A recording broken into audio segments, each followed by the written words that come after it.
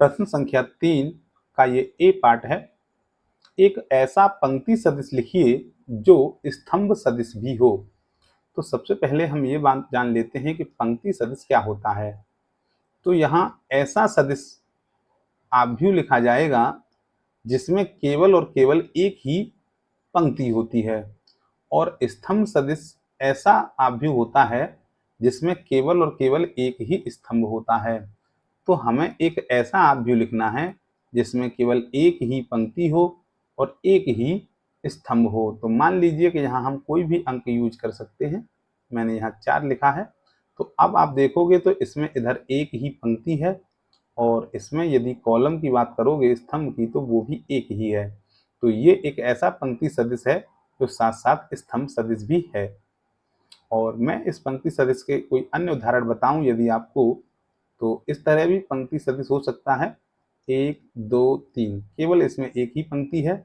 और यदि स्तंभ सदिश की बात की जाए तो स्तंभ सदिश और इस प्रकार भी लिखा जा सकता है, लेकिन यहाँ पंक्ति और स्तंभ दोनों के लिए कहा था तो केवल एक ही अंक आएगा इसमें। इसी का ये बी पार्ट है। एक विकर्ण आव्यूह लिखिए जो अदिश आव्यूह नहीं है। तो पहले हमें एक विकर्ण आव्यूह समझ लेना चाहिए क्या होता है, और अदिश आव्यूह क्या होता है। विकर्ण आव्यूह तो है लेकिन अदिश नहीं है। विकर्ण आव्यूह एक ऐसा आव्यूह होता है कि जिसके विकर्ण के अतिरिक्त सभी अवयव जो है शून्य होते हैं।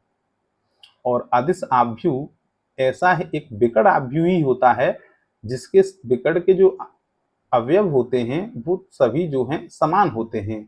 तो हमें विकर्ण आव्यूह तो बनाना है लेकिन वो अदिश नहीं बनाना, यानी हमें विकर्ण के अतिरिक्त सभी शून्य तो रखने हैं परंतु विकर्ण के सभी अवयव समान नहीं रखने हैं।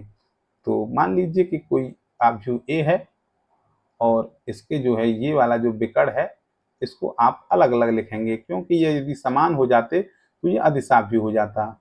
इसके अतिरिक्त जितने भी अवयव इसमें होंगे वो सभी जो है क्या होंगे, वो सभी यहाँ पर शून्य होंगे।